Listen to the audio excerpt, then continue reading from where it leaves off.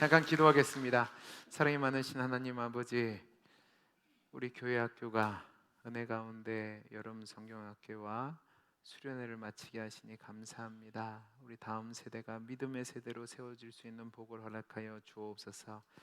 우리 최현정 성도님, 신앙생활 하다가 잠시 쉬었지만 또 하나님이 불러주셔서 이렇게 함께 신앙생활을 같이 하게 하시니 감사합니다. 우리 성도님의 발걸음이 복이 되게 하시고 다시 시작한 그 발걸음이 하나님 나라 갈 때까지 계속될 수 있도록 은혜 위에 은혜를 더하여 주옵소서.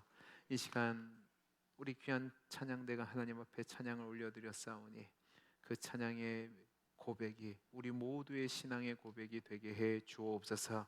이 시간 말씀 듣습니다. 말씀 가운데 함께하여 주시고 하나님이 예비하신 은혜 주시기를 소원하며 사랑 많으신 예수님 이름으로 기도하옵나이다. 아멘. 다시 한번 옆에 있는 거 인사하겠습니다. 말씀의 은혜 많이 받으세요. 말씀의 은혜 많이 받으세요. 우리가 삶을 살아가면서 잘 구분하지 못하는 것 중에 하나가 바로 특징과 본질의 차이입니다. 이 특징이 뭐냐? 특별할 특자와 부를 징자가 합쳐져서 특별하게 부르는 것, 그러니까 다른 것과 구별되어 나타나는 특별한 징표를 특징이라고 얘기하고, 본질은 사전적으로 볼 때 그 사물이 그 자체가 될 수 있도록 하는 고유한 성질입니다. 그러니까 이게 뭐냐? 어떤 존재가 있고 사물이 있다면 그것이 있기 위해서 없어서는 안 될 것을 말할 때 본질이라고 하는 거죠.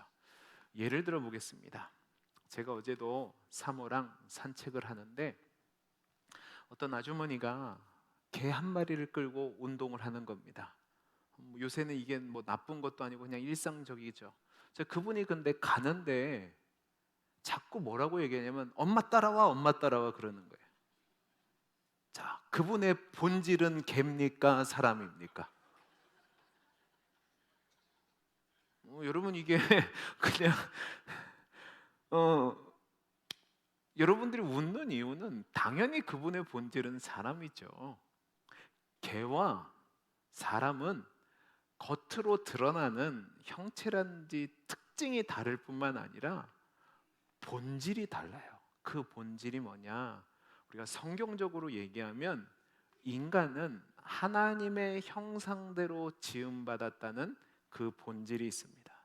그러니까 다른 어떤 피조물과 짐승과도 다른 거죠.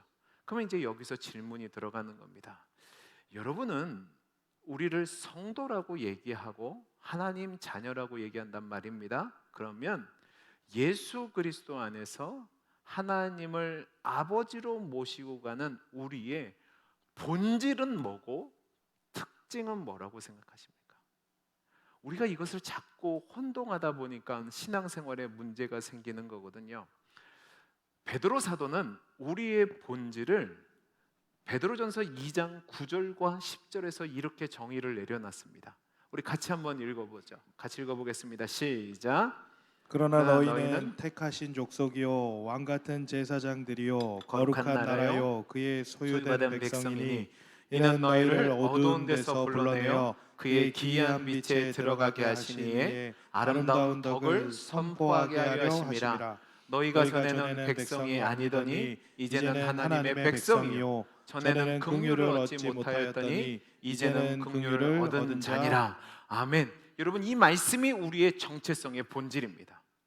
우리는 하나님의 은혜로 전에는 긍휼을 얻지 못해서 영원한 사망 가운데 있어야 될 존재지만 하나님의 긍휼하심을 입어서 이제는 택하신 족속이요 왕같은 제사장이요 거룩한 나라요 그의 소유된 백성으로 사는데 어떤 삶을 사냐?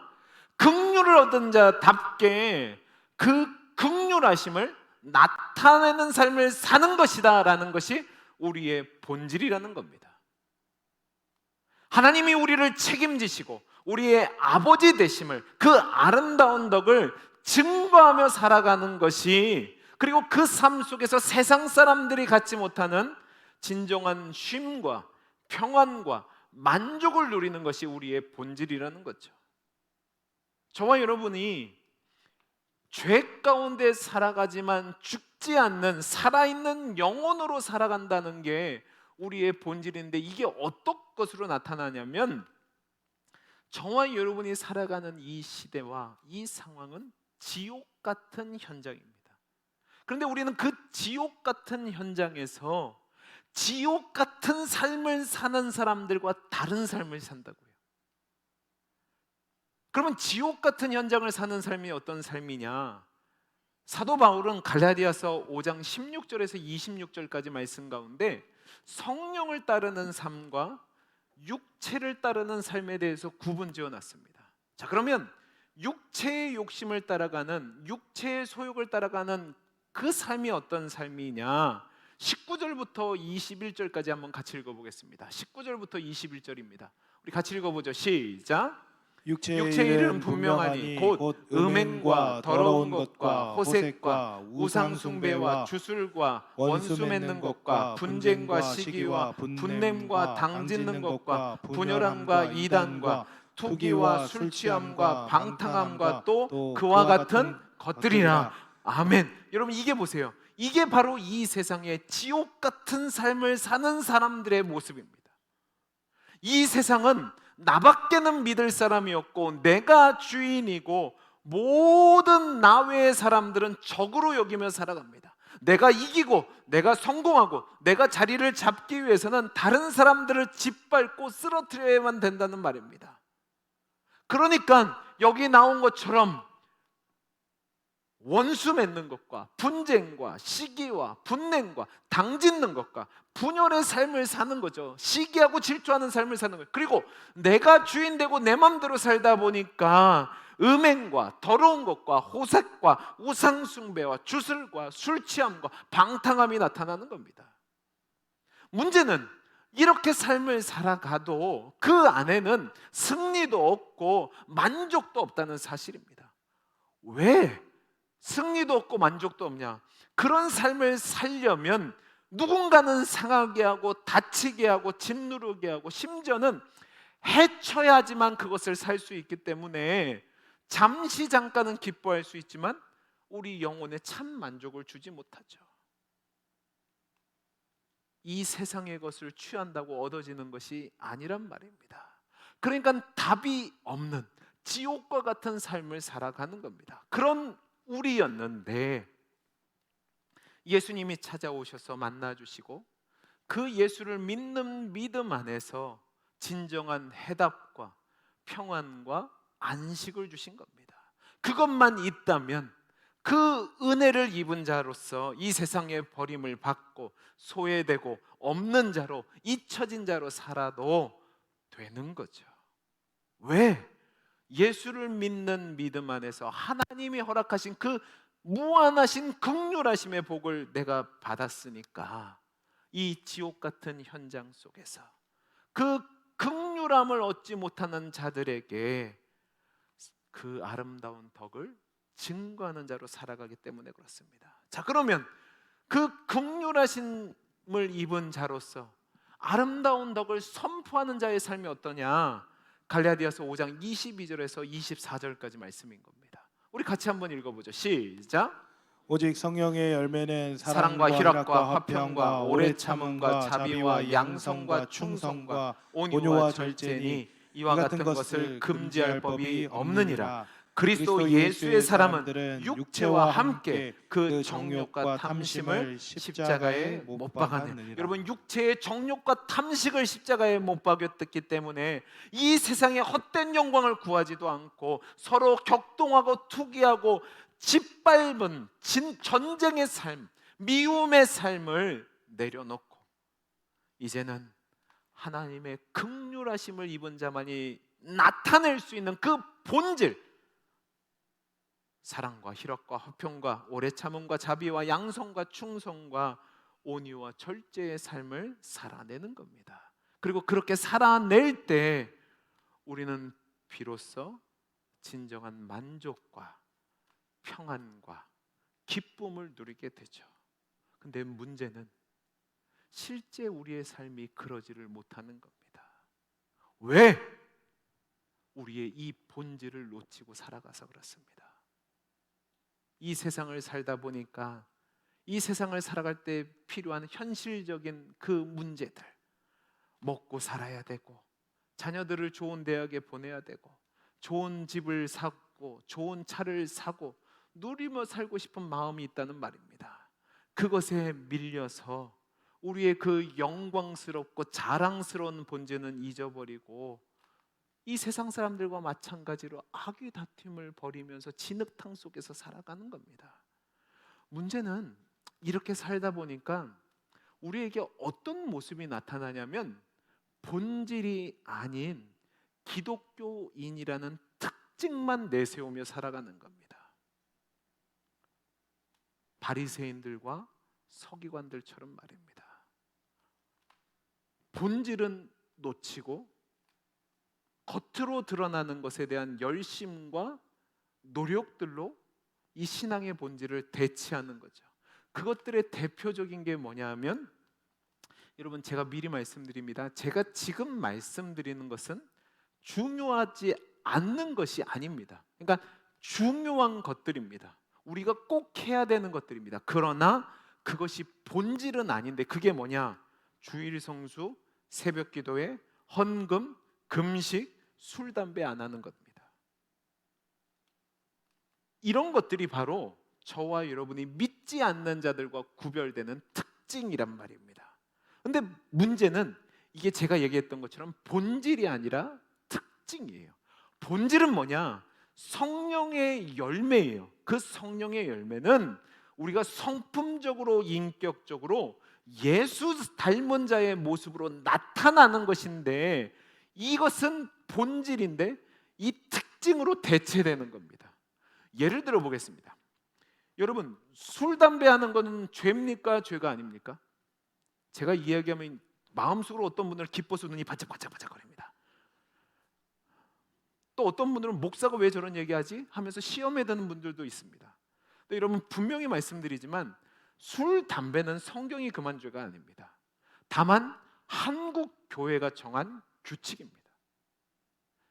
처음 선교사님들이 한국에 들어와 한국 사람들의 상황을 보니까 술, 담배 같은 것 때문에 많은 문제들이 일어나는 겁니다. 그러니까 예수를 믿는다면 그 세상 사람들과 다른 모습들을 나타내기 위해서 술, 담배를 안 하게 한 거죠. 그래서 차별화시키고 상표화한 겁니다.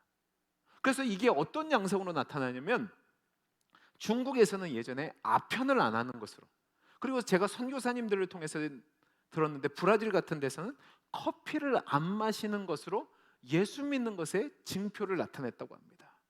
지금은 많이 자유로워졌지만 한국 사회는 여전히 기독교인 하면 술, 담배를 안 하는 것을 특징으로 삼고 있습니다. 그러니까 저와 여러분이 기독교인으로 세상에서 살아갈 때에는 죄가 아니지만 술, 담배 하는 것을 금해야 하는 겁니다. 왜? 죄 때문에 안 하는 게 아니라 교회의 명예와 사회적인 이해를 위해서 참는 거죠. 사도 바울이 고린도 교회 성도들에게 편지를 쓸 때 믿음이 연약한 자들을 위해서 무엇이든지 가하지만 무엇이든지 가하지 않다라고 말하면서, 내가 살해를 받을 자격이 충분히 있지만 살해를 받지 않았다라고 말한 것처럼 말입니다. 그래서 혹시 못 참으시겠다, 그러면 공개적으로 하지 마시고 그냥 숨어서 집에서 몰래 하십시오. 이렇게 얘기하면 또 어떤 분들은 목사가 저런 얘기하면 안 되죠, 분명히 말씀해 주셔야죠 라고 시험에 드시는 분들, 제가 말씀드렸지만 본질과 특징을 오해한 겁니다. 좀 더 깊은 곳으로 가보죠. 여러분, 새벽 기도회와 금요 기도회 한번 얘기해 보죠. 여러분, 새벽 기도회와 금요 기도회는 절대로 성경이 요구하거나 교회사에서도 요구한 것이 아닙니다. 이것은 한국 교회 성도들의 열심의 결과입니다. 그러나 잘 보세요. 이것을 한다고 신앙이 좋고 이것을 안 한다고 신앙이 나쁜 게 아닙니다. 물론 새벽 기도회와 금요 기도회 하는 거 훌륭하고 귀한 겁니다. 그리고 직분자들이라면, 중직자들이라면 성도들의 모범이 되기 위해서, 또 중보자로서 사명으로서 새벽 기도회와 금요 기도회에 빠짐없이 참석하는 것이 맞습니다. 좋습니다. 그러나 그것을 하지 않는다고 해서 신앙이 나쁘다고 얘기하면 안 된다는 말입니다. 예를 들어보죠. 여러분, 우리 교회 성도님들 중에서 특별히 새벽잠이 많으신 분들이 있습니다. 또 어떤 분들은, 특별히 여성 성도님들 같은 경우 갱년기 장애가 오면 밤새도록 잠을 못 자세요. 그러다가 새벽에 간신히 잠이 드는데 꼭 그 시간이 새벽 기도의 시간입니다. 그럼 여러분, 새벽 기도회를 나오는 게 나을까요? 잠자는 게 나을까요? 잠자는 게 낫습니다. 여러분이 건강을 챙기시고 오히려 다른 시간 기도하시고 신앙생활하고 삶을 이어나가는 것이 여러분 신앙 유익에 훨씬 좋다는 말입니다. 근데 우리는 언젠가부터 이런 본질이 아닌 특징에 집중하다 보니까 술, 담배를 안 하는 것, 또 새벽 기도회와 금요 기도회를 하는 것, 주일 성수를 하는 것이 신앙에 있어서 중요한 자기 확인이 되니까 그 다음부터 어떻게 하냐면, 내가 그것을 하면 안 하는 다른 사람들을 심판하고 판단하고 정죄하는 겁니다. 내가 우위를 점했다는 거죠. 그러니까 교회 공동체가 어떤 방향으로 가냐, 제가 아까 말씀드렸던 것처럼 성령의 9가지 열매들이 나타나서 세상 사람들과 다른 참된 평안과 쉼과 만족이 있어야 되는데, 그게 아니라 옳은 사람과 부족한 사람으로 나눠서 서로 손가락질만 하는 겁니다. 온유하고 겸손하고 사랑하고 절제하고 인내하고 품어주는 것은 없고 비난과 정죄만 남으니까 진정한 사랑의 교제는 없고 다 가면만 쓰고 있는 겁니다. 여러분, 이것은 신앙에 있어서 굉장한 손해를 보는 겁니다. 세상에서 술 마시고 한잔하면서 진솔한 얘기를 하는데 교회에서는 절대로 안 합니다. 왜냐하면 이런 얘기 들을까 봐, 내 너 그럴 줄 알았어, 그 얘기 들을까 봐 못하는 겁니다. 진짜 교회에 와서 마음을 터놓고 이야기하고 위로받고 격려받고 힘을 얻어야 되는데 이게 사라지니까 여러분 얼마나 비극적인 일입니까? 그러니까 이제 점점 교회가 어떤 곳으로 바뀌냐면, 일들은 이루어집니다. 업적들은 쌓입니다. 문제는 교회 안에서 성도들 사이에 진정한 위로와 평안과 기쁨과 안식이 사라져버리는 겁니다. 여러분, 이것은 잘못된 겁니다. 본질을 놓치고 특징에 집중하니까 이런 문제가 생기는 거고, 또 이렇게 되면 교회는 세상과 별반 차이가 없어집니다. 아니, 교회가 더 고통스러운 것이 됩니다. 그러니까 우리 주변에 200만 명이 넘는 가나안 교회 성도들이 나타나는 겁니다. 예수님을 믿지만 교회는 싫다는 거죠. 자, 그러면 이제 우리가 어떻게 살아가는 것이 본질에 집중한 삶을 사는 건가? 바로 예수님이 오늘 말씀을 통해서 이야기해 주시는 겁니다. 여러분, 오늘 말씀을 가만히 보시면 오늘 말씀은 두 개의 단락으로 나눠져 있습니다.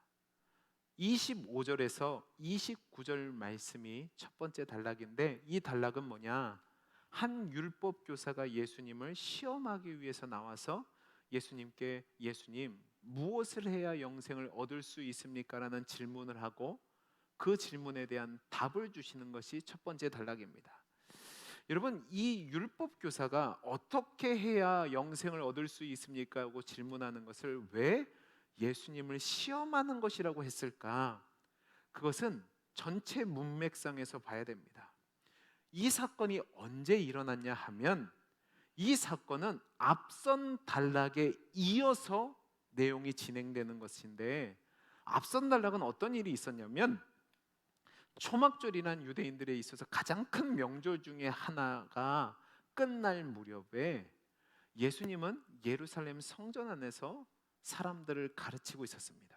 근데 이때 바리새인들과 서기관들이 현장에서 붙잡힌, 가늠하다 붙잡힌 여인을 데리고 옵니다. 유도 종교자들이 예수님을 시험에 빠뜨리기 위해서 이런 일을 행한 것이거든요.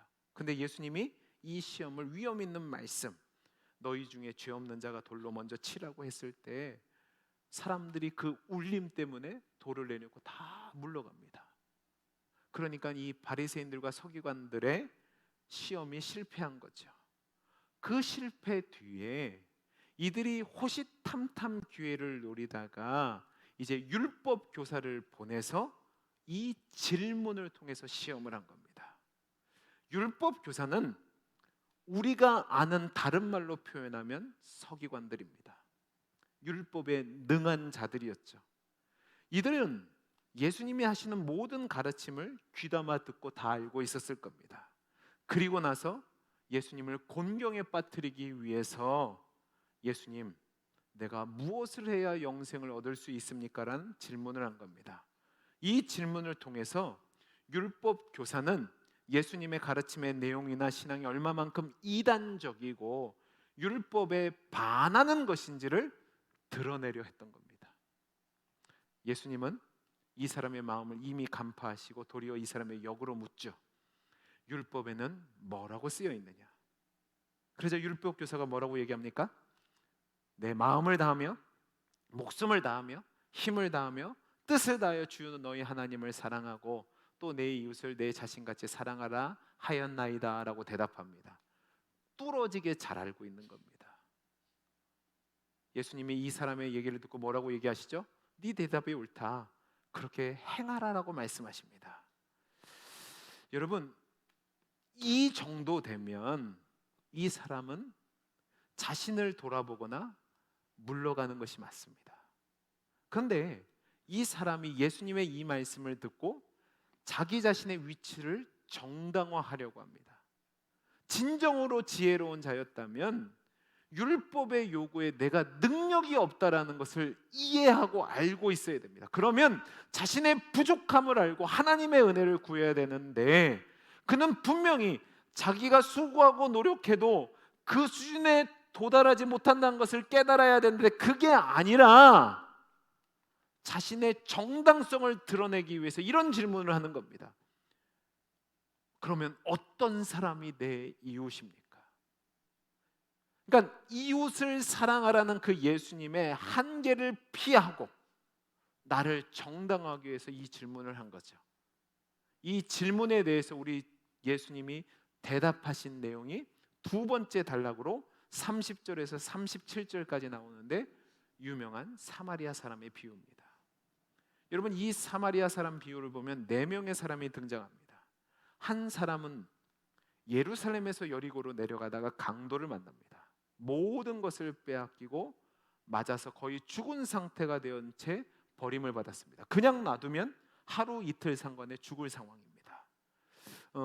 이것을 알기 위해서는 예루살렘의 지형을 좀 알고 있어야 되는데 예루살렘은 해발 고지 800m의 높은 지대고 여리고는 마이너스 200m의 저지대입니다. 그러니까 한 1000m 정도의 차이가 있는 산악길인데 이 사이에 뭐가 있냐면 유대 광야가 있습니다. 굉장히 힘들고 거친 광야길이죠. 그래서 이때 당시 도둑들이 이 유대 광야에 숨어 있다가 성전에 올라가거나 성전에 올라가다 내려가는 사람들을 강도질하는 것이 많았다고 합니다. 이 강도에게 재수없게 걸린 거죠. 모든 것을 빼앗기고 거반 죽게 된 겁니다. 이제 누군가 도와주지 않으면 죽는 상황이 되는데 두 번째 사람과 세 번째 사람이 등장합니다. 누구냐면 제사장과 그리고 레위인입니다. 제사장도 그렇고 레위인도 그렇고 이 사람을 보고 피해 도망갑니다. 그러면 왜 피해 도망갔을까요? 아마 이들은 하나님 앞에 예배드리고 성전에서 봉사해야 된다는 것을 핑계로 내가 부정한 자가 되면 그 일을 못하니까 하나님을 잘 섬겨야 되는데 이건 문제가 된다는 핑계로 도망갔을 겁니다. 이게 어떤 거냐면 하나님을 사랑한다는 것을 핑계로 내 이웃을 사랑하라는 그 말씀을 어긴 것이 됩니다. 그런데 이제 네 번째 사람이 등장하는데 사마리아 사람입니다. 이 사람은 다릅니다. 거의 죽을 뻔한 사람을 보고 불쌍히 여깁니다. 그래서 가까이 가서 기름과 포도주를 붓고 상처를 싸매주고 자기 짐승에 태워서 주막으로 데리고 갑니다. 그리고 거기서 돌보아 주라고 2데나리온을 주면서 혹시라도 부족하면 내가 다시 올 때에 갚아준다고 얘기합니다. 여러분, 이거는 어찌 보면 자살행위나 마찬가지입니다. 강도들이 멀리서 지켜볼 수 있습니다. 강도들이 올 때 나귀를 타고 빨리 도망가야 되는데 그 나귀 위에 이 사람을 태웠으니까 못 도망칩니다. 그러면 자기도 당할 수 있다는 말입니다. 그리고 이 사람을 돕는데 재산적으로 많은 피해를 입었죠. 더 나아가 더 큰 문제가 있습니다. 그게 뭐냐면 당시 이스라엘 사람들은 사마리아 사람들을 개, 돼지 취급했습니다. 무시하고 멸시했단 말입니다. 그런 이스라엘 사람이 상해를 입고 쓰러져 있는데 그럼에도 불구하고 이 사람을 도와준 겁니다. 낭비라고 생각하지도 않았고, 그리고 이 사람이 나를 미워하는 사람이라는 핑계도 없고 그냥 사랑으로 돌봐준 겁니다. 계산적이지도 않았고 군림하지도 않았고 오로지 불쌍히 여기는 마음, 긍휼히 여기는 마음을 가지고 모든 수고와 손해를 감내한 겁니다. 그러면서 주님이 뭐라고 얘기하시냐면 너가 그 이웃이 되라라고 말씀합니다. 바로 이것이 그리스도인들의 본질입니다. 여러분, 진정한 기독교 신앙은 군림하거나 명분을 내세우거나 어떠한 특징으로 퉁치려 하지 않습니다. 손해보지만 베푸는 자로, 사랑하는 자로, 긍휼을 나눠주는 자로 살아가는 거죠. 이 세상은 굴복시키고 빼앗고 높아지려고 하니까 불화가 있고 정의가 없고 정죄만 있고 분노가 쌓이고 갈등과 다툼만 있습니다. 그러나 긍휼하심을 잊고 긍휼하심을 나타내는 성도의 삶의 모습 속에서는 이런 모습은 없고 오로지 아름다운 덕의 모습만 나타난다는 말입니다. 우리가 만족스럽고 풍요롭고 차고 넘쳐서 하는 것이 아닙니다. 그러지 않아도 긍휼을 베풀어 주신 하나님을 믿으니까 환난과 고난과 손해가 있지만 나에게 긍휼을 베풀어 주신 하나님을 믿는 믿음으로 이 세상의 흐름에 굴복하지 않고 하나님의 아름다운 덕을 나타내는 삶을 살아가는 겁니다. 그리고 그 삶이 바로 우리 예수님이 모범을 보이신 삶을 사는 거죠. 그러면 예수님이 모범을 보이신 삶이 어떤 삶이냐? 누가복음 22장을 가보시기 바랍니다. 누가복음 22장 24절에서 30절까지 말씀을 저와 여러분들이 한 절씩 교독하겠습니다. 또 그들 사이에 그중 누가 크냐 하는 다툼이 난지라. 예수께서 이르시되 이방인의 임금들은 그들을 주관하며 그 집권자들은 은인이라 칭함을 받으나 너희는 그렇지 않을지니 너희 중에 큰 자는 젊은 자와 같고 다스리는 자는 섬기는 자와 같을지니라. 앉아서 먹는 자가 크냐 섬기는 자가 크냐 앉아서 먹는 자가 아니냐 그러나 나는 섬기는 자로 너희 중에 있노라. 너희는 나의 모든 시험 중에 항상 나와 함께한 자들인즉 내 아버지께서 나라를 내게 맡기신 것 같이 나도 너희에게 맡겨. 같이 읽습니다. 너희로 내 나라에 있어 내 상에서 먹고 마시며 또는 보좌에 앉아 이스라엘 12지파를 다스리게 하려 하노라. 아멘. 주님이 뭐라고 얘기합니까? 너희는 내 나라에서 나와 함께 먹고 내 나라를 함께 다스릴 자들이다. 근데 이 세상에서 어떻게 살아가야 하냐? 내가 시험을 이기고 살아된 모습대로 살아가라는데 그게 뭐냐? 섬기는 자라는 겁니다. 예수님은 섬기는 자로 우리를 위해 오셨습니다. 여러분, 성육신이 뭔지 아십니까? 하나님이신 예수님이 우리와 같은 모습과 조건으로 이 땅에 오셔서 우리와 처지와 형편에 함께 하신다는 건데, 그 처지와 형편 속에서 군림하는 것이 아니라 낮아지는 모습을 보이신 겁니다. 이 세상의 임금과 집권자들은 크고자 하고 군림하고자 하고 섬김을 받으려 하기 때문에 학대하고 짓밟고 억압합니다. 그러나 우리 주님은 섬김을 받아 마땅하지만 섬기는 자로 오셨기 때문에 그분은 늘 낮은 자리에서 사랑하며 인내하며 긍휼을 베풀어 주신 거죠. 그 삶을 우리도 살아가야 한답니다. 그것이 바로 구원의 은혜를 입은 우리 성도들의 삶의 본질이고 신앙의 고백이어야 하며 신앙의 내용인 겁니다. 사랑하는 성도 여러분, 저와 여러분은 예수 믿는 사람입니다. 아멘이십니까? 예수를 주로 모시고 살아가는 사람들이란 결국 우리의 삶에서 예수를 닮기 원하고 예수님과 같은 삶으로 이 세상 사람들과 다른 존재임을 증명해 내야 되는 거죠. 그것은 환경과 상황을 바꾸어내는 만족이 아니라 어떤 형편에서든지 하나님이 주신 긍휼의 은혜를 입은 자답게 세상을 이기려 하지도 않고 세상에서 군림하려 하지도 않고 굴복시키려 하지도 않고 섬기는 자로서 인내하며 져주며 온유하며 겸손하며 사랑하며 섬기는 겁니다.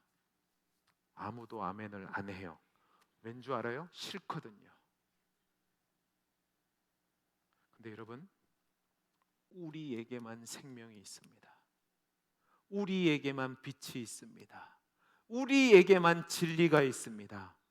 그 모든 것을 가진 우리가 이 세상에서 하나님의 백성의 본질을 지키며 살기 위해서는 그 싫지만 그 삶을 살아내야 됩니다. 눈앞에 보이는 이익과 먹고 사는 일과 자존심과 영달 때문에 그것에 져서는 안 됩니다. 사랑하는 성도 여러분, 하나님은 우리를 구원하셨고 우리를 보호하시고 인도하시고 책임지시는 분입니다. 아멘이십니까? 그러면 그 하나님을 믿는 사람들답게 걱정하거나 도망치지 마시고 하나님 백성의 본질을 다하며 살 수 있기를 바랍니다. 여러분, 1등이 중요하지 않아요. 제가 지금도 후회하는 것이 있습니다. 제 부족한 모습을 말씀드리는데 여러분 잘 한번 대비해 보시기 바랍니다. 제가 대학교를 다닐 때 장학금을 받지 않으면 학교를 못 다닐 형편이었습니다. 근데 실력이 안 되는 겁니다. 그래서 어떻게 하냐면 밤새도록 공부를 하고 갑니다. 학교에서 공부를 잘하는 애들이 있단 말입니다. 걔들 꼬셔서 족구하러 나갔습니다. 야, 이번 시험 안 된다. 야, 포기하자, 놀자 그랬습니다. 걔네들은 또 순진해서 나와서 족구를 합니다. 장학금이 누가 탔을까요? 제가 탔습니다. 저는 그게 중요한 줄 알았단 말입니다. 그게 이기는 길이고 성공하는 길인 줄 알았다고. 그래서 그렇게 했다고요. 근데 그게 아니더라고요. 나누며 사는 것, 손해보지만 베풀며 사는 것, 가만히로 보이고 참기름으로 보이고 보자기로 보여도 참고 인내하며 사는 것이 하나님의 긍휼하심을 입은 자들의 삶의 모습을 기억하시기 바랍니다. 제발 부탁입니다. 사랑하고 사시고 섬기고 사시고 용서하고 사시고 베풀고 사시기를 바랍니다. 하루아침에 되지 않습니다. 그러나 계속 살아보십시오. 그러면 여러분이 저처럼 나중에 그때 좀 보여줄 걸, 그때 좀 져줄 걸, 그때 좀 잘할 걸, 그런 후회하지 않을 겁니다. 성도는 특징에 붙잡혀 사는 삶이 아니라 본질에 집중하는 삶입니다.